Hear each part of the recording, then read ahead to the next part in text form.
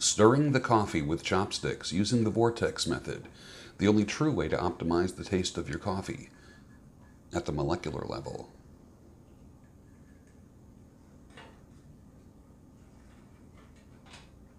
Good morning. Welcome to the Daybreak Show. I am the Sultan. We'll get started, but first, coffee.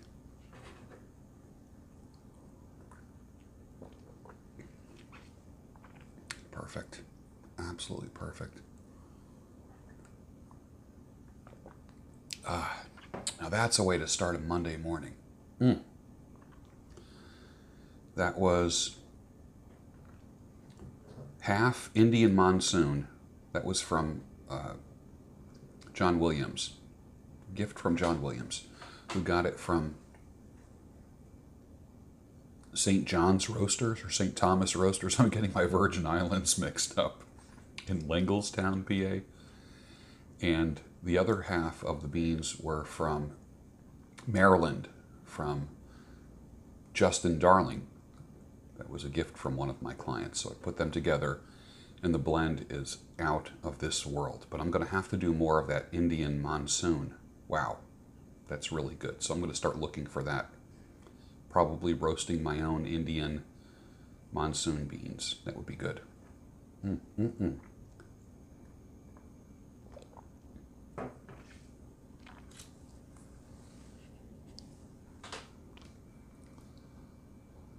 Would you rather have, and I took a poll, would you rather have fame or fortune?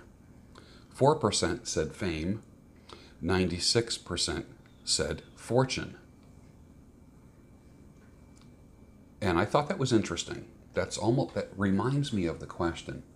Like if you won the Powerball lottery, would you rather take the annuity, which is like the payout over 20 years, or would you want the lump sum? And there are good arguments for both. I've always heard some people have made the most compelling argument for take the lump sum, because with the proper financial person, you can do a lot with that money. You can really let it work for you. And then some of the comments that came as a result of this were pretty darn brilliant. Fortune, because you can use it to become if you want, or you can use your fortune to hide. I don't. Fortune, because you can use it to become, okay, probably meant what you want, or you can use your fortune to hide. Okay. One person said, I'm good as long as I have my pipe and people leave me alone, I'm happy. Invisibility. Fame makes you a target. Fame is a chore. Fortune is power. Social proof is greater than big green. Fortune equals freedom. Depends on what I'm famous for and how I worked to get my fortune.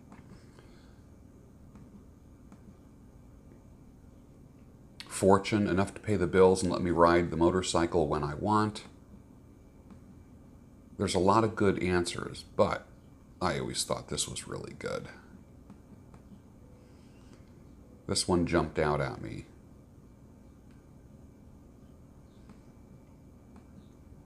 A smart man can easily turn fame into a fortune.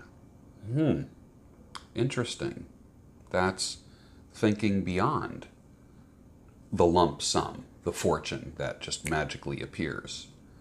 It's leveraging the fame into fortune. Now, of course, there was no definite number given here. $10 million, $5 million, we don't know. But I thought that was interesting. That kind of stood out for me. Comment of the year in 2018. Still. Vortex, what? You ain't doing nothing with them chopsticks, bitch. Absolute best comment of all time. You bicker like an old married couple. Ever hear that phrase? I know you have. Why does bicker, old, and married show up in the same sentence? Because if marriage is not done right, that's how it ends up. Bickering like an old married couple. It becomes a colloquialism, an idiom. Even just two people, even just two buddies, just arguing over what beer is the best, and the waitress might come along and say, man, you two guys are bickering like an old married couple. Or if people are dating, or people who are friends. Bickering like an old marriage. Isn't it a shame that marriage has to be, the metaphor has to include marriage and bickering? Ugh. God. Are you in that? Are you bickering like an old married couple? Man, I don't want that. I do not want that. I don't want to bicker like a young married couple. I don't want to bicker like anyone married, period. Okay, here's a rant on alcoholism. Alcohol. Some people drink daily to intoxication. Their personality changes. The people closest to them cannot discuss it, or the subject controls them with outbursts, anger, and passive-aggressive behavior. They bear the scars of accidents, legal issues, and social isolation. They're in for an early death and a lot of suffering and medical issues before they die. Their whole life revolves around three things: getting drunk, recovering from being drunk, sleeping it off, and then gearing up for being drunk, which is usually their work day. Think about it. You work all day long. Think about the person who drinks too much. They work all day long. What they're doing is gearing up for that 5 o'clock cocktail. They get drunk quickly initially, shots or heavy stuff first. Then it's easier to drink more. They have trained the people around them to live with it to the point where those people make excuses for them, doing things by themselves, and let the subject do their thing. Just let him do his thing. Let her do her thing. It gets to the point of pure emotional survival for the codependent, for the wife, for the husband, for the person who's living with the alcoholic. The entire household can never be normal unless all intoxicating substances are purged. The codependent's life is like trying to dance with a drunk person. Even their moves are to compensate for the alcoholic. Excuses, stories, lack of social life, isolation. Alcoholism is but a slow, terminal illness for some and those that love them.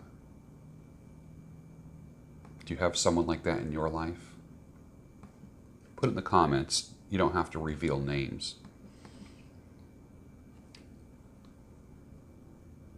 I just watched on YouTube a interview that Tim Russert had with Donald Trump. Think about it. Tim Russert. Good interview, almost prophetic, but can you believe that Tim Russert has been dead for over 10 years now? I can still hear Tim Russert's voice in my head like it was yesterday. I loved his journalistic style. Loved it. If you liked Tim Russert, comment down below. Tell me what you think of Tim Russert. Play it pretty for Atlanta. Ronnie Van Zant. You stay close to the people who supported and encouraged you on your way up. Smart move. You're all fired. In 3 days, everyone's welcome to reapply and interview for a new job. That's how you clean house. I'll share that with you sometime. I did that. Leave the gun. Take the guacamole. El Padrino. Regarding gender, some say the phrases, you hear these phrases, she's got looks and smarts, or he's got brains and brawn. Discuss what comes to mind when you hear looks and smarts and brains and brawn.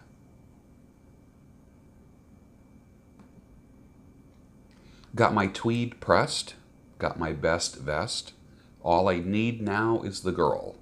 Got my striped tie, got my hopes high. Frank Sinatra, 1968.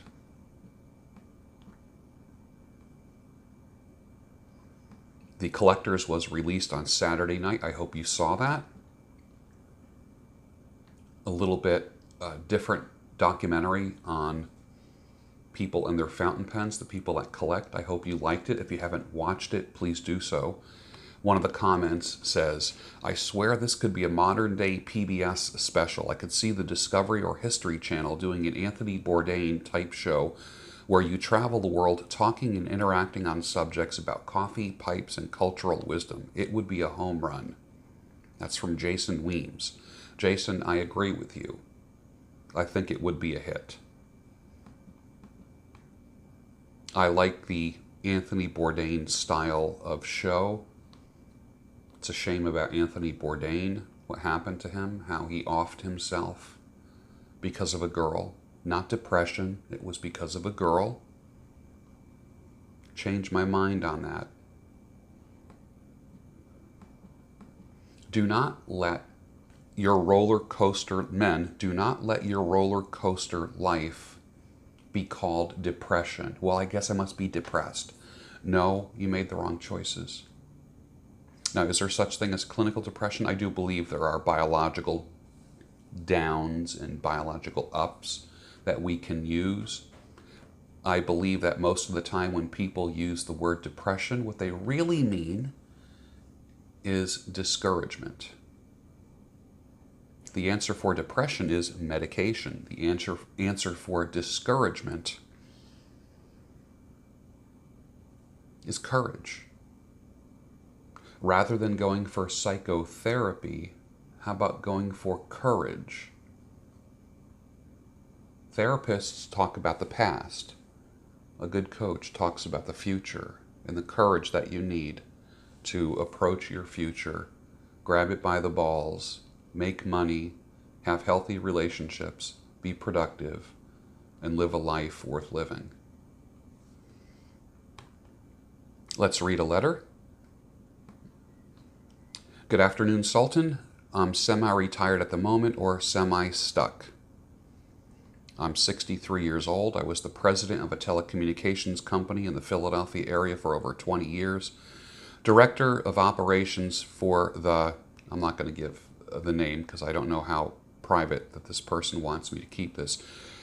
Director of operations for the XYZ for 10 years.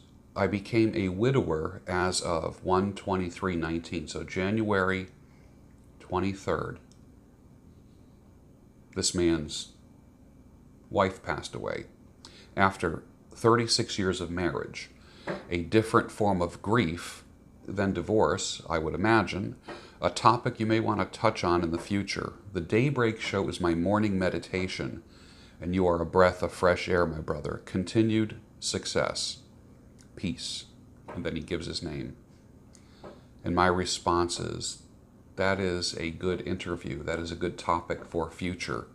I do have many people who are widows and widowers, and I will bring that up. And I would imagine that some of my teaching on the 50 things that you will feel after a breakup or divorce do apply to you after a spouse dies. So, sir, we will be in touch. Thank you for your letters. I do appreciate that. And I will be reaching out to you. Somehow I want to get your phone number if you're local, and we'll talk. We'll do an interview. And I think maybe it might be too early, I don't know, for you to talk about it on camera. And even if we don't press record, I would still like to talk to you. Okay? And then over here is 400 writing prompts and a fountain pen that was made for me by a subscriber. You remember a gentleman made a fountain pen out of Madagascar ebony. So finish your coffee and I'll see you tomorrow on the Daybreak Show. And links for this will be down below.